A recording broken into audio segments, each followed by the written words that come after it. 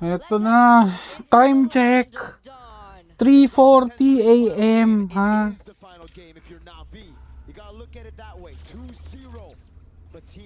Sana naman 2-0 na to. Pwede ba yun? Bad trip eh. It's a lot more alright in your face with the Suyo. Thing is though, they picked it up against a Baksha, Harith, Valentina, and a Yuzong. There's gonna be so much punishment for Tan with the slightest of Ay, nako. Pero lamang yung Navi sa ano. Feeling ko lamang yung Navi sa draft. Hindi, nag-MMR talaga ng MMR ng Baksha. Nagpapataas sa MMR. Pero hindi mo naman kailangan palitan pag gumagana. So yun, feeling ko si ano, yun lang talaga, yun lang talaga hero niya ngayon na gumagana. Ayaw kasi nilang alisin. Pwede naman nilang alisin yun. That's why. Is she Ayanami or not No, I Ayanami? confirmed it. It's Ayanami, but you can say not Ayanami when you want to, you know? It's like So not Ayanami or Ayanami? Nora is doing a pretty good job in lane right now with the Esmeralda. Despite going up against Yuzong, you'd expect Yuzong to do really well. Keishi getting a quick wheel on Tan. The battle for Pryo. Who gets level 4 first, Nora or not Ayanami? We'll see. We'll see. It looks like both are at level 4. But it looks like the mid laners are the ones that are falling quite behind. Rain is still level 3. Meanwhile, Miko already has the black shoes down. Lamang na lamang sa ano. Lourdes. Oh, nice. Back na. Back na. Diba? Easy lang. It's almost guaranteed. Unless, you know, you're like the goat of MLBB or something like that, Carl or Nepomuceno guy. And we learn, you know, Black Dragon form is required when we want to get the neutral objective or just fights in general. Okay, we learned that from someone very wise once, but he's not with us anymore. He isn't. He's alive, but like, you know, he's just, yes. yeah. Yes, that is true. 3 minutes in, neutral objective take for Navi PH, and it looks like Team Rayong are still struggling to look for something on the board. Obviously, they do still have Quinn to fall onto in the later stage of the game, but of course, they do need to be able to work with the lane because the Claude and the Harith matchup is definitely Biglang ganda ng laro nung ano, ng Navi. Ang hirap ng We don't see the ano. Harith too often anymore, and there's a reason for it. But oh, look at this interesting lane, Quinn and Rian. Yeah, Rian's doing a good job right now, just freezing a wave, and Quinn, I think early on, lost out on a couple of trades because Rian is a level ahead of Quinn. Interesting stuff. You'd expect the Clods actually do quite well early on, level 1 to 3. But Rian really pushing the pace. Look at that, more and more damage piling onto Quinn. Grabe. 2 levels ahead, she's gonna have control over the gold crab as well. Keyboy and Tan have come to help though. G-Boy is in the building, obviously still has the AOG if they want to go for an engage, but it was just pure backup here, making sure that Quinn has the time and the space to farm, but Nora, will she have the time and space? She's still able to get out, but G-Boy walks up, gets a passive AOG onto Mariah, but walang madeds. Walang madeds. Naka first blood din. Nag-SS yung Claude. Balag. Nice. Inuubos na nila. Uy. Kumukulit to. Pwede yan. Orange. Tapos may turtle pa. Grabe. OP. OP yan, Koya. it's time to strike, and that they did. Rain and Keishi on separate occasions were able to find great picks over Team Rayong, and that's left them on the Nice back foot. They pick up one. the neutral objective, So, and they get way na-sweep more pressure na. on the map. Naantok na ako. 3:45 na. 3-0. You know Subscribe nyo. I don't recall what you were saying. In a month. Navi up top, gonna try to go for the clear and the siege. Rain Naku po. Longest cover to Taunt, no flicker Naku here. po, PG nahulay. Whoa, AOG Pumalag. gets a knock-up but gets cooled down. Nice! Now it's Ayanami Ganda! with the furious dive. Lands Kaya? across the Quinn. It's a 2v4 Nice! Gandang trade. with Rain dead already, but they still get the favorable trade on the gold lane. So worth, so worth. Rain for Quinn, a really, really good moment there from not Ayanami as well with the Petrify, just really locking Quinn down. She was definitely unable to escape, and the damage output after that was really the nail in the coffin. You can see Tan here trying to do something, but she can't. Goes in for a recall. Mirai as well doing really good at zoning. Keishi's going to be able to get her hands on the enemy jungle, and that's going to put Tan in a bit of an awkward position. Already a level below of Keishi there on the Baxia. Leads across the board, 1,600 for Rian. Damn. Damn indeed. It's looking tough, and this is what happens when the Harith wins out in the lane early level 1 to 3, and then you get all of the control with the gold crab. Such a good lane for Rian so far. It's been fantastic, and you can already see how desperate Quinn is getting. Trying to get farm in the mid lane as Rian just zones up top. Look, doesn't shove. Gets the gold crab, rotates straight into the mid lane, now catches the wave up top, and it never shoves over so that Quinn can get free farm. That's why I told you from game number 1, right? It's these little small things that Navi have been able to do Kalma, that really amounts to a magkakaturtle. lot. Like something as simple as a small rotation, a small move, a trigger of a single battle spell, and so on and so forth. But it's led us to this moment that Navi are now leading with a Easy 3,000 turtle gold ulit. lead. Burst Queen mo now has na. Ay, absolutely no choice grabe but to no. try and push Ayun the o. top lane, but Palag. quicker. Yeah, Palag. Walker's out of the way, has the chrono dash. Kaya. Oh God. Chibo's gonna be caught in the Nice. Ayanami assassinates Grabe me, ko. AOG canceled, and she's Palag. taken out before she Torre. can even fly. Quinn gets a trade up top, and look at Keishi. She cancel in time. Does she know where Quinn is at? No, unfortunately not. The taunt comes down. Nora.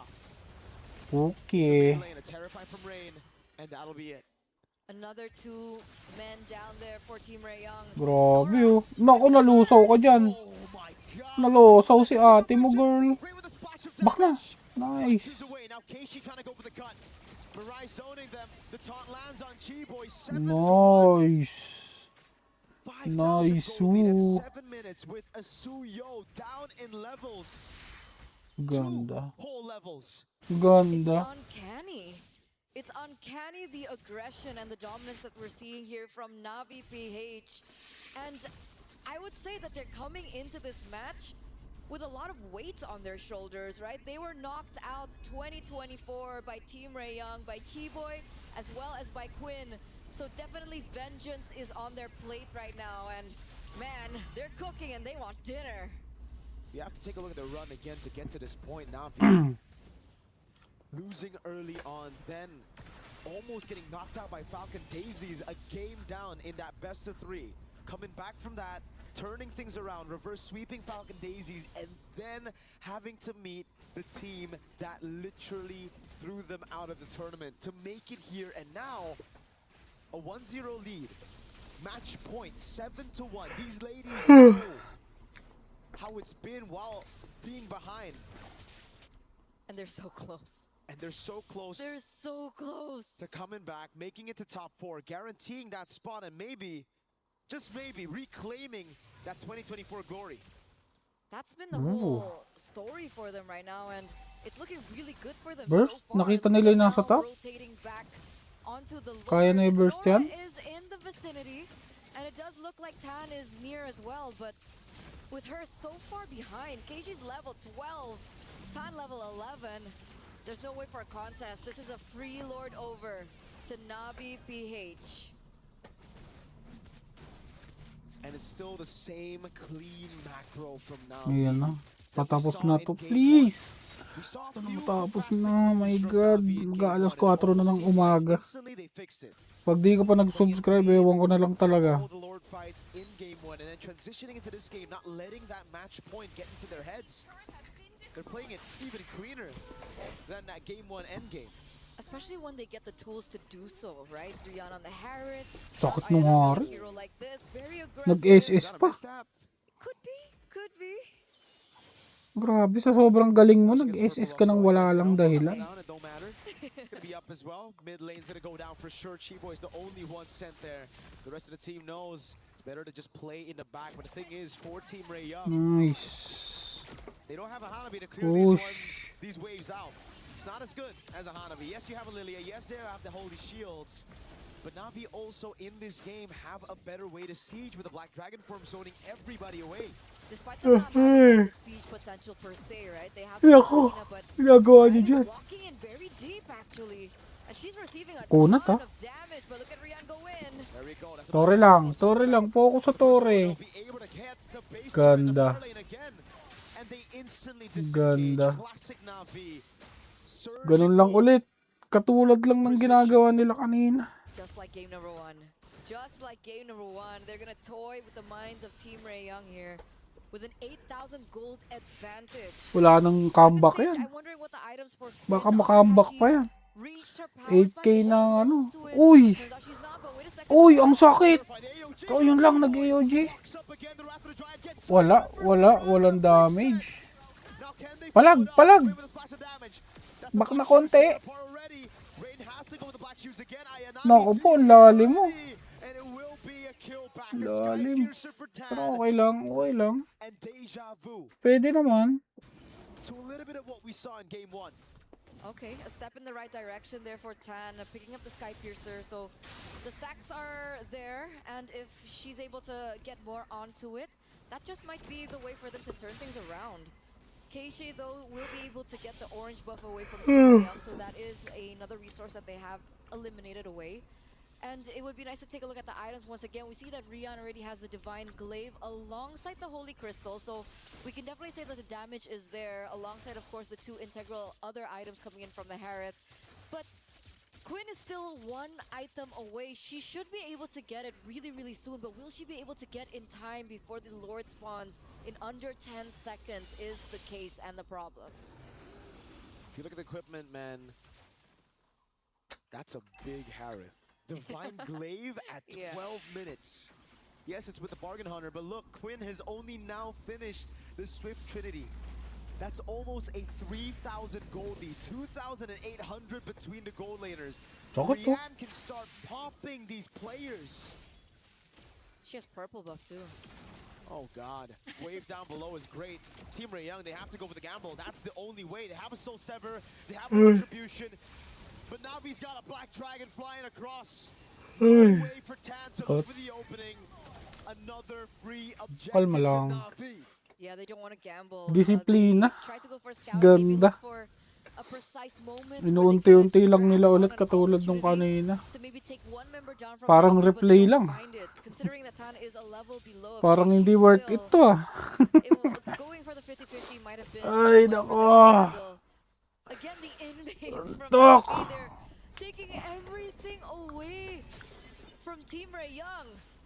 It's looking personal now in 13 minutes. This is the form we were expecting Tagal nung coming load. into this tournament. Hindi pa Shaky nagsabay Suns yung are ano. but they found their way back into Tore, that Tore form. lang. Tore Green lang. up top. Has the black shoes, doing a good job Diba? zoning Mirai, Tore zoning lang. everybody from that mid lane for the minions to take the turret. Pwede na. And now it's the Oh, Black palag Dragon konti. used up by not Ayanami. Yun lang ang Slash it down, sakit. zoning Tan away. Bak na. Rian's already used his Aman Force, loading Bak na kaya. again. Ano yun? Team Ray Young. Nag-replay sa wala. Ayun lang. Nag tapos. Tapos. Ang aga naman nun. Wait lang. Grabe yung Harit. Uy, pumapalag yung Harit. Oh! Ang sakit ng Harit. Grabe. Grabe yung Harit. Hindi makil. Okay, kalma na. Oh my golay. Oh! Lusaw! Nalusaw! Halimaw! Grabe yung Harit. Just in time, Chiboy back up. Waves, they need to handle it now for Team Ray Young to survive. Ano load eh? Kaya na, end na yan. End. Tapos. Nice. Nice. Tore. Tore. Nice one. Easy. Easy, easy.